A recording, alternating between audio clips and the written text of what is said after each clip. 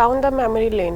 आज के इस एपिसोड में हमारे मेहमान हैं एसीपी सिक्योरिटी KSN सुबुद्धि सर, जिन्होंने दिल्ली पुलिस को 1986 में ज्वाइन किया और अब वह रिटायर होने जा रहे हैं। सर, मैं आपका स्वागत करती हूँ। Thank you. सर, आप दिल्ली पुलिस के इतने लंबे सफ़र को किस तरह एक शब्द में या एक वाक्य में बताना चाहेंगे? It is a magnificent and glorious service in Delhi Police as throughout my career. Sir, time के साथ बहुत ज़्यादा चेंजेस आए हैं दिल्ली पुलिस में, टेक्नोलॉजी वाइज, और आप इन चीज़ों को कैसे देखते हैं? I joined as a police officer in 1986. If I compare for last 37 years of changes in Delhi Police, there is uncountable changes in Delhi Police. Whereas out of 37 years, I posted mostly 30 years in districts only. That is why I am more concerned about the district crime and all these things. The main emphasis of Delhi Police is to curb the crime. They are very much concerned about the prevention of crime, and there is a change of present scenario changes. There is a cyber crime, and Delhi Police expanded its wings to all the districts by creating new police stations of cyber crime. There is a huge data bank of the criminals in the Delhi Police where the criminals can be tracked. There is a very good team organized by Delhi Police where they are able to handle the state and interstate criminals and gangsters, and they have got a very good name in the national level and international level by this thing. And the Delhi Police is, when I work in the UN, I found a lot of comments from the police officers of 42 countries that how the Delhi Police able to manage the traffic. It is one of the world best traffic management in Delhi Police. And when I joined in Delhi Police, I came to know that the Delhi Police is concerned about the security of the President of India, Vice President of India, and all the dignitaries. And when I see the lot of capability of Delhi Police is having the capabilities of Delhi Police is that they handle the national and international events, which is watched by thousands and crores of people in the media. How they handle all these things, and till my tenure at 37 years, I never find a single fault in handling that much of handling the situations by the Delhi Police. Sir, इतने वर्षों के दौरान आपके पास कोई ऐसा interesting case आया जो हमारे साथ आप शेयर करना चाहते हो? I reported from UN peacekeeping mission in 2008. When I participate in the UN peacekeeping mission, I find the community policing is the best way to protect yourself. I, as a police officer, more concerned about the younger generation. When I started this one, I start counseling the school children and college children, and I give more emphasis on the girl child. And I can give a very good example in this regard. I counsel more than 40,000 school students and near about 10,000 parents during my tenure as a SHO and ACP. I can cite a very good example in this regard. One day,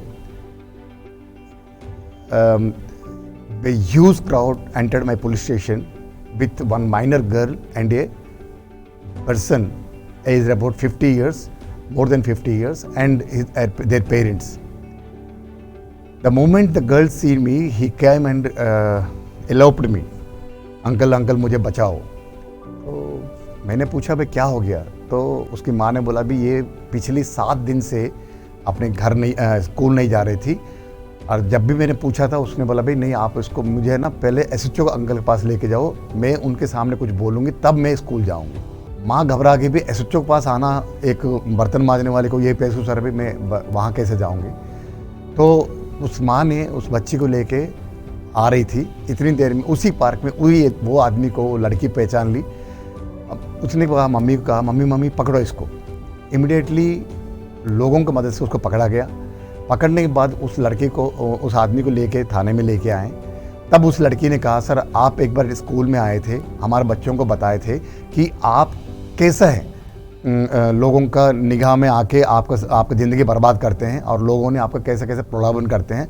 और ये वो आदमी है जिसने मुझे 2 बार हाथ पकड़ा था और मुझे कनॉट प्लेस लेके जाके घुमा के और मुझे अच्छे अच्छे प्रलोभन दिया था।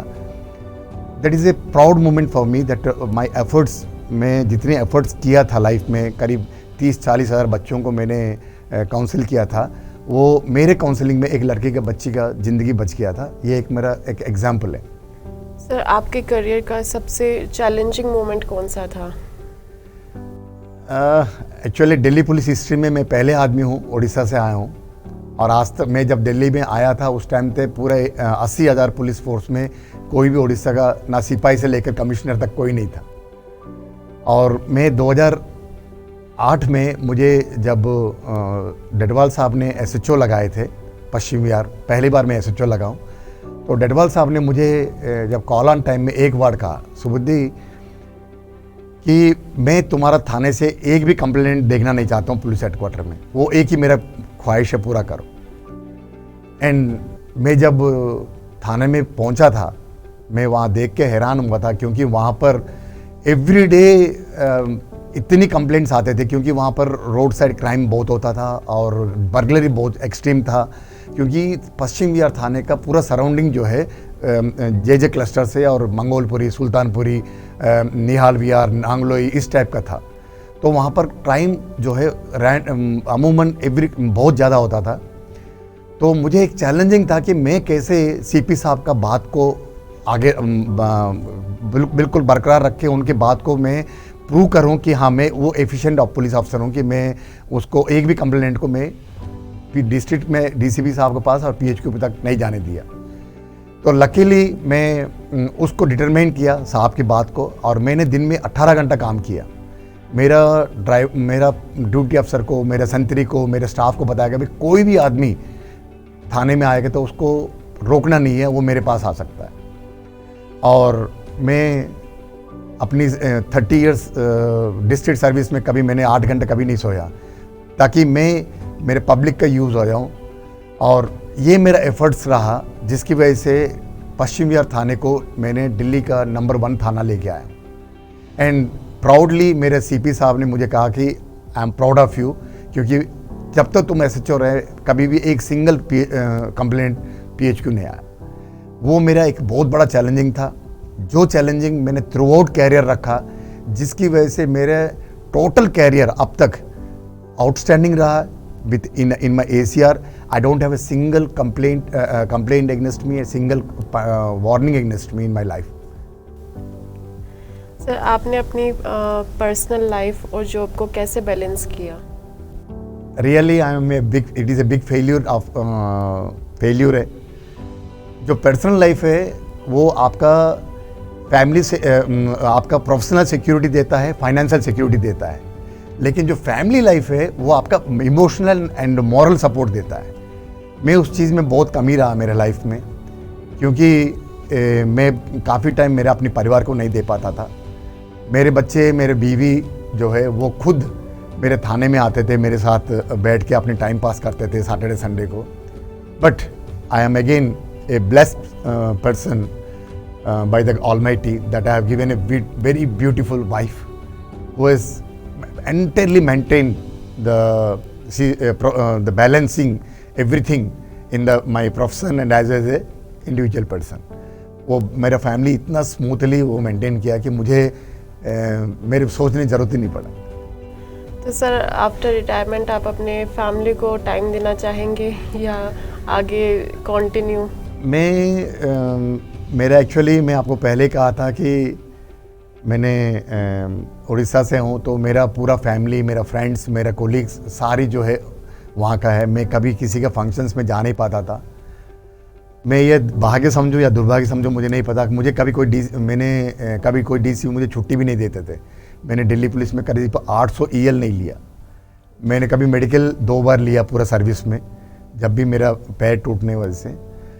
और मैं भाग्यशाली हूँ कि मेरे अफसर मुझे इतना लाइक करते थे, इतना करीब रखते थे। उसका एक ही वजह है कि अच्छे चरित्र, अच्छा इंसान और अच्छा अपने काम का समझदारी। मैंने अपनी जनरेशन, मेरे अपनी स्टाफ को भी, मेरा पब्लिक को भी एक ही कहता हूँ, you should go do the good deeds. आपके अच्छे कर्म जो है आपको हमेशा आगे लेके जाएगा। और मेरा एक ही एक विश है कि जो भी मेरा वीडियो देखते हैं, मेरा बात सुनते हैं, only target is you should be a very disciplined, punctual and self respected person. आज भी मैं दिल्ली पुलिस में, आज भी मैं ना चाय पीता हूँ, ना कोल्ड ड्रिंक पीता हूँ, ना दारू पीता हूँ, ना सिगरेट पीता हूँ, ना कोई भी व्यसन नहीं है। It is what I can say that you have to be self control yourself. और आज भी मैं जहाँ पर भी जाता हूँ, जिस एरिया में मैंने काम करके आया हूँ, वहाँ लोग मेरे लिए खड़े होकर सम्मान करते हैं। And every police officer having the dignity to get the respect of his own work. तो that work is your the good deeds, nothing else. तो सर, आप फ्यूचर जनरेशन और जो ऑलरेडी सर्विंग ऑफिसर्स हैं उनको क्या मैसेज देना चाहेंगे? मेरा सर्विंग ऑफिसर्स को एक ही मैसेज है, भाई हम जिस काम के लिए भर्ती हुए वो उसी काम रखना है हम, और बाकी नहीं सोचना। हमें किसी से कंपेयर नहीं करना। हम जिस प्रॉमिस में हमने सर्विस में एंटर किया है, उस सर्विस का ऑब्जेक्ट क्या है, उस ऑब्जेक्ट में ही चलना है। हमारा सर्विस है लॉ एनफोर्समेंट है, हमारा सर्विस है हमारा पब्लिक फ्रेंडली है, हमारा सर्विस है क्रिमिनल को पकड़ना, हमारा सर्विस है हमारा क्रिमिनल को क्राइम प्रिवेंशन करना, ये है। तो इसके अलावा जो आदमी डाइवर्ट होता है वो कुछ ही फल के लिए उसका कुछ फ़ायदा होता है, लेकिन आपका as a good and excellent police officer नहीं बन सकते। ये मेरा विचार है। मैं हमेशा अपनी स्टाफ को ये कहना चाहता हूँ कि always stick to your, be discipline, be punctual, be obedient to your senior, and you obedient only for the lawful directions of your seniors, and you should be an excellent police officer। इससे बढ़िया service मेरे life में नहीं है। मैंने करीब करोड़ों लोगों को मिला है अपनी लाइफ में, लेकिन इससे अच्छा सर्विस नहीं है।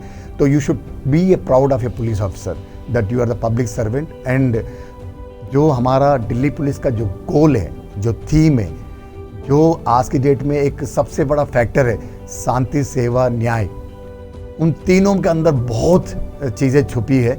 उन चीज़ को बरकरार रखने के लिए आपका पूरा प्रयास रखना। Thank you so much, sir, for sharing your experiences. Thank you. Thank you so much for joining us.